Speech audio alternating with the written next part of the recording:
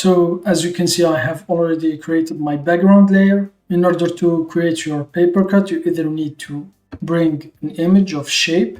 For me, I'm just going to use the brush tool, left click on the brush. I'm going to select this brush here, the star brush. So this is the angle I used, -18, to make it straight. And now create a new layer, click on this icon, fill it with transparency, and then press OK. And now I'm just going to left click here to create a star. And now right click on the star layer, alpha to selection to make selection from the star. And then go to select, and then invert to invert the selection. And now go to filters, light and shadow, and then select drop shadow legacy. So here are the settings I'm using. Make sure to uncheck the allow resizing and then press OK. And now go to select, none, remove the selection. Now I'm going to select the move tool. And now as you can see, the drop shadow layer is here on top.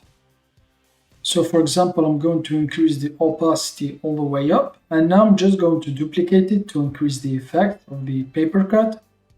And now I'm just going to reduce a little bit the opacity to my liking. And now I'm going to merge down these three layers here. So click on this icon here to merge down the first time and then the second time. And now I need to crop my layer here to the star here so I don't have the boundaries since they have some of the shadow. So select the rectangle select tool. I'm going to make selection here just around my star. So here press enter and now go to layer and then here select resize layers to selection. Now go to select, none to remove selection, and now go to filters, map, and then select recursive transform. So now I'm going to increase the number of iterations or copies to 5.